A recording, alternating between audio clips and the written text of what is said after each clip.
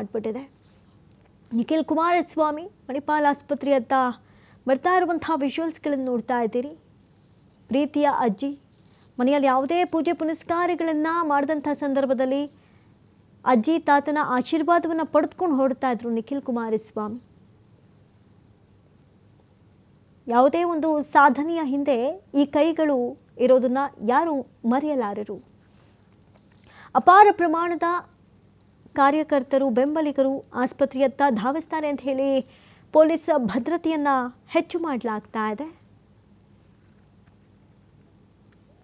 ಅದರಲ್ಲೂ ಕೂಡ ನಿಖಿಲ್ ಕುಮಾರಸ್ವಾಮಿ ಅವರು ಸೋಷಿಯಲ್ ಮೀಡಿಯಾಗಳಲ್ಲಿ ಅನೇಕ ಪೋಸ್ಟ್ಗಳನ್ನು ಮಾಡೋರು. ಎಲ್ಲೋ ಹೊರಗಡೆ ಹೋಗಬೇಕಾದ್ರೆ ಅಜ್ಜಿ ತಾತನ ಆಶೀರ್ವಾದವನ್ನು ಪಡೆದುಕೊಂಡು ಹೋಗುವಂಥದ್ದಾಗಿರಬಹುದು. ಜೊತೆಗೆ ಈ ಹಬ್ಬ ಹರಿದಿನಗಳಲ್ಲಿ ಫ್ಯಾಮಿಲಿ ಸಮೇತ ಪೂಜೆ ಪುನಸ್ಕಾರಗಳನ್ನು ಮಾಡಿದಂಥ ಸಂದರ್ಭದಲ್ಲಿ ಅವರ ಫ್ಯಾಮಿಲಿ ಕಾಣಿಸ್ಕೊಂಡಂಥ ರೀತಿ, ಈ ಮನೆಯ ಒಳಗಿನ ಒಗ್ಗಟ್ಟು ಹೆಂಗಿತ್ತು ಅನ್ನೋದು ನಿಜಕ್ಕೂ ಬೇರೆ ಕುಟುಂಬಗಳಿಗೆ ಮಾತ್ರ. ದೇವೇಗೌಡರು ಕಣ್ಣೀರು ಹಾಕ್ತಾ ಇದ್ದಾರೆ ಪತ್ನಿಯನ್ನು ಕಳೆದುಕೊಂಡು. ಬಹಳಷ್ಟು ವಯಸ್ಸಾಗಿದೆ, ಎದ್ದು ಓಡಾಡೋದು ಕಷ್ಟ, ಬಹಳಷ್ಟು ವೀಲ್ ಚೇರ್ನಲ್ಲೇ ಕಾಣಿಸ್ಕೊಳ್ತಾರೆ. ಈ ಒಂದು ದುಃಖವನ್ನು ನಿಜಕ್ಕೂ ಹೇಗೆ ತಡ್ಕೊಳ್ತಾರೋ ಗೊತ್ತಿಲ್ಲ. ಅಂಥದ್ದೊಂದು ಪರಿಸ್ಥಿತಿ ಈ ವಯಸ್ಸಿನಲ್ಲಿ ನೋಡಬೇಕಾಗಿದೆ. ಉಸಿರಾಟದ ಸಮಸ್ಯೆಯಿಂದ ಬಳಲ್ತಾ ಇದ್ದಂಥ ಚೆನ್ನಮ್ಮ ಅವರು ವಿಧಿವಶರಾಗಿದ್ದಾರೆ.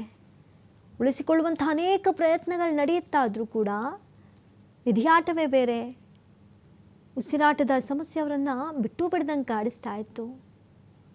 ಮಾಧ್ಯಮಗಳಿಗೂ ಕೂಡ ಕಾಣಿಸ್ಕೊಂಡಿದ್ದು ಅತೀ ವಿರಳ. ಚೆನ್ನಮ್ಮನವರು ಮನೆಯಲ್ಲಿ ಅಷ್ಟರ ಮಟ್ಟಿಗೆ ಸಪೋರ್ಟ್ ಮಾಡ್ತಾ ಇದ್ರು. ಪತಿ ಆಗಿರ್ಬೋದು, ಮಕ್ಕಳಾಗಿರ್ಬೋದು, ಮೊಮ್ಮಕ್ಕಳಾಗಿರಬಹುದು, ದಾರಿದೀಪ ಎಲ್ರಿಗೂ.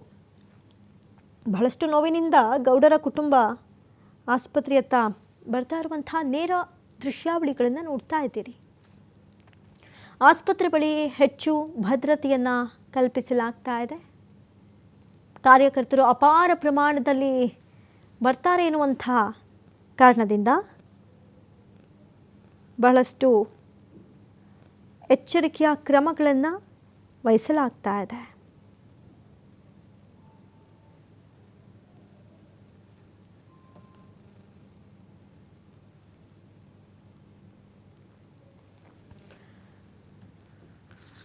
ಚೆನ್ನಮ್ಮ ನಿಧನದ ಬಗ್ಗೆ ಸ್ವತಃ ಮಣಿಪಾಲ್ ಆಸ್ಪತ್ರೆಯಿಂದ ಮಾಹಿತಿ ಅಧಿಕೃತವಾಗಿ ಹೆಲ್ತ್ ಬುಲೆಟಿನ್ ರಿಲೀಸ್ ಆಗಿದೆ. ನೋಡಿ, 1954ರಲ್ಲಿ ದೇವೇಗೌಡರನ್ನು ಮದುವೆಯಾಗಿರ್ತಾರೆ.